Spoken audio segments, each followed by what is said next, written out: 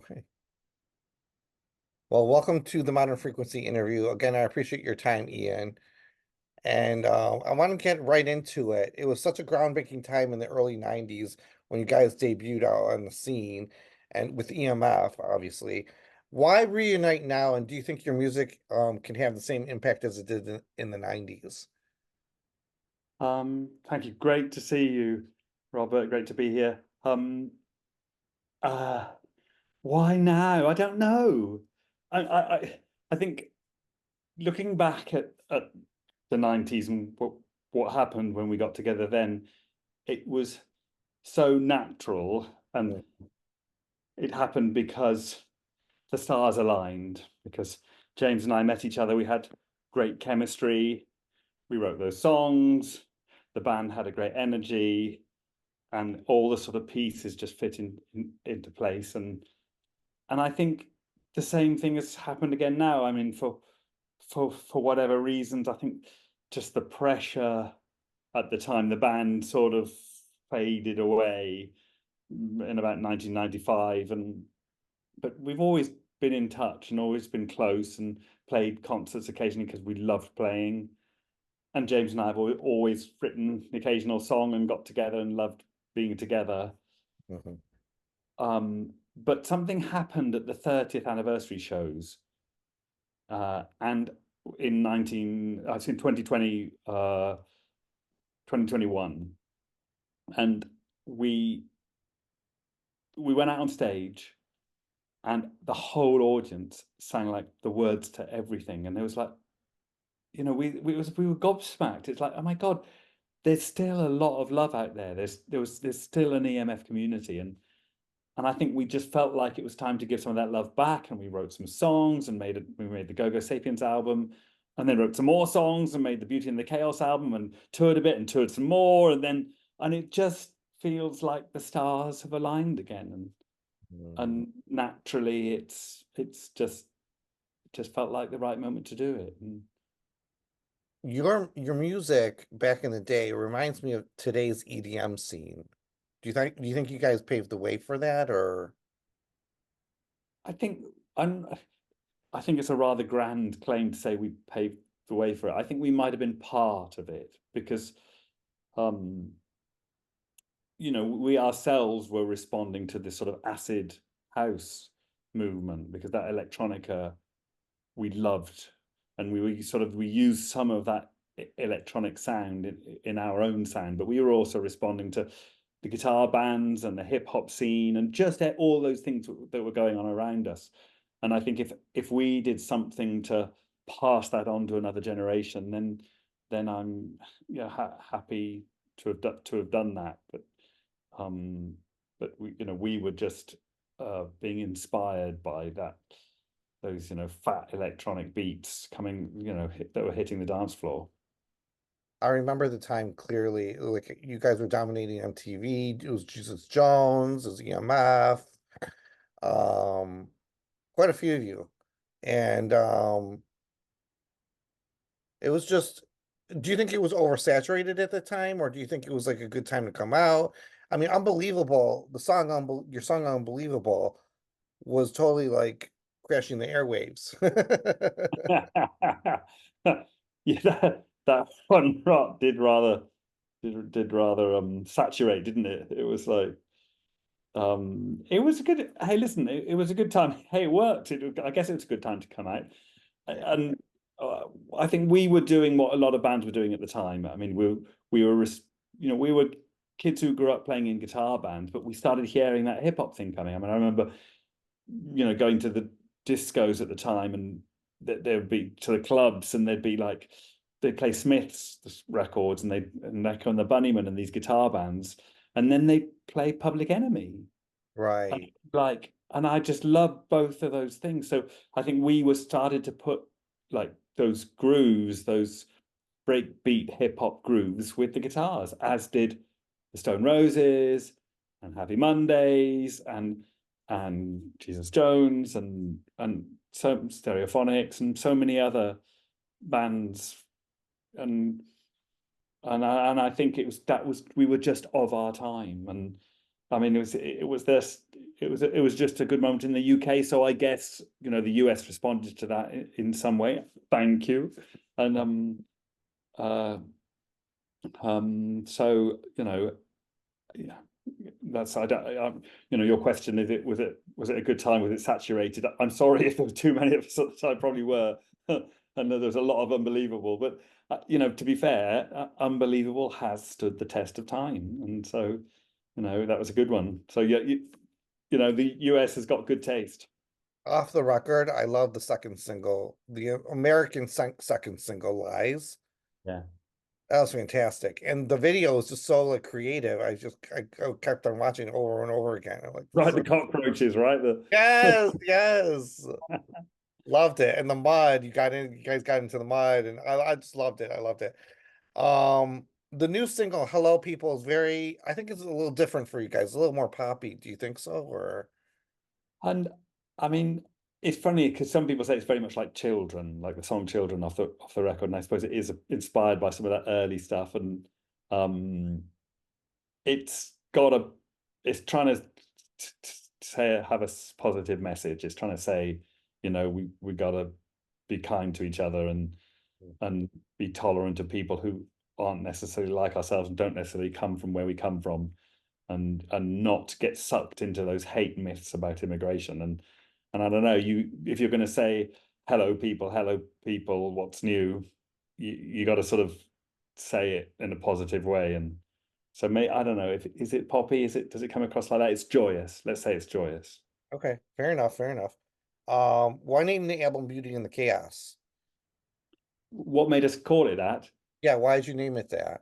Oh, because in the song, there's a song on the album called Stardust, which is a sort of, it was about, you know, feeling very small in the whole universe, and it's saying, and it says, um we're just stardust lost in the cosmos. We've been out here way too long. We're just part of the beauty and the chaos, trying to find where we belong. And we thought that that was a lovely sort of, we're just part of the beauty and the chaos. And I just think it makes sense for EMF because, you know, we're trying to be creative and make beautiful music, but we're a bloody mess as well. So it's, you know, it's I sort love of, it. it That's a works on every level. good title.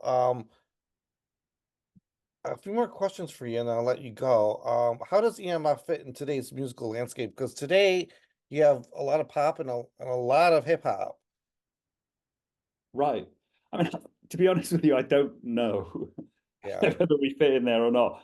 And hey, we're just doing our thing, you know. And if I mean, I it's aren't there so many different things in today's musical landscape? You know, courtesy of Spotify.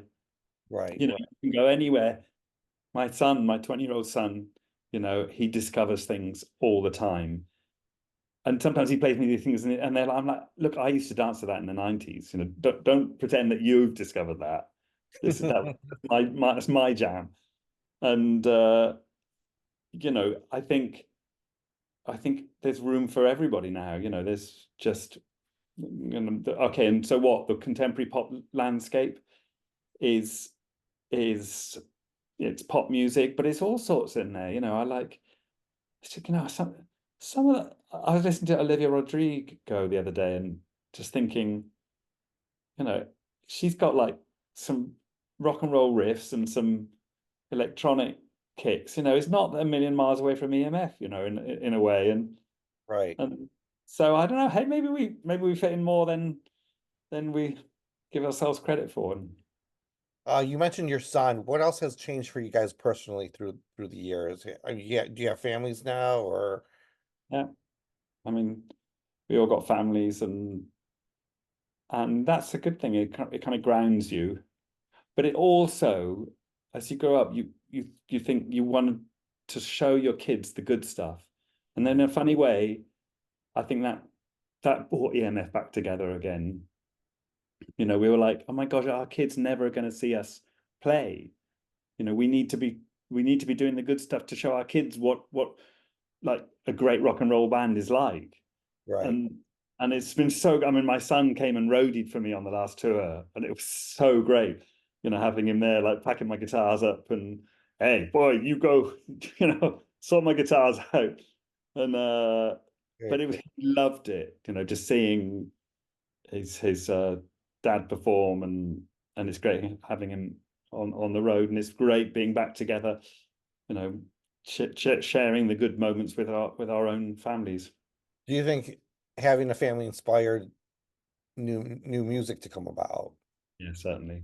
Certainly. Certainly. I mean, there's a song off this new album called The Day the Music Died, and it's sort of about handing the mantle to the next generation. It's like, that how I see my own son, and I know James, he also has a son about the same age, and I've got a daughter as well. And I think all the young generation are all fighting for what they believe in, and you know making new music and being edgy and reacting, and that there's that song, it says, the day the music died, you came alive. It's like, when we get older and we're not so relevant anymore, there's somebody who's wants things to be real, and to touch them, and to they want to be passionate about music and what they believe in. I think it's also about protest, and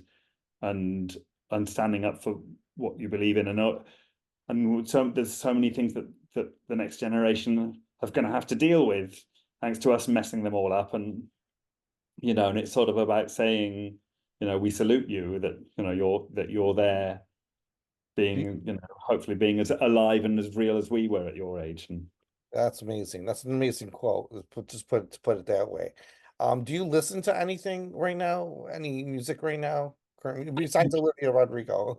because my 9-year-old daughter is listening to that a lot, so that's what I get to listen to. Somebody played me Lawrence the other day, and that was amazing. Like, do Okay, you I know? have to check him out. I never heard of him. It's a family. They're the Lawrence family, and they do this sort of really fresh, soully um music. There's a song called 23 they do that's great, and Okay. check them out. Lawrence. Love Okay. that. Cool, Yeah. cool, cool. You're playing three dates here in the US. Why not more? We're coming back. I promise you we're coming back. I guess we were dipping our toes in. Okay. Um, the Milwaukee Festival were booked us kindly, and it was always a question of the US visas cost a fortune, and we were like, okay, when when there's enough demand for us to go and play a few gigs, and then we'll go and do it. And the Milwaukee Festival said, we really want you to play, and we were like, great. And then a couple of club shows came up, and then an agent came back and said, we want to book you for some more shows, and we are like, okay, fine. I think it's time to fork out for those US visas. And like I said before, it's sort of, we've always been at the mercy of the stars, and the stars are aligning. So look out, we're going to be in the States a lot, I think. Cool, cool. I think that's all I have for you. But one last question: is EMF here to stay? Yeah, I think so. I mean, like we made it this far. I think we're going all the way now, and I feel like the band is in the best place it's ever been in. We're making great music. We're having a great time together. We have no pressure. We don't have to be in the charts, So why Right. wouldn't we do it? We do it for our own reasons, and so yeah, we're here all the way. Cool. I hope to see you at the Monarch. It's June 23rd, I think it is. Yeah, Monarch in Brooklyn, June 23rd. Cool. I want to check you guys out because I never saw you live. I always saw you on TV. Great. Come and see it. We're a rock and roll band, which is just what you need.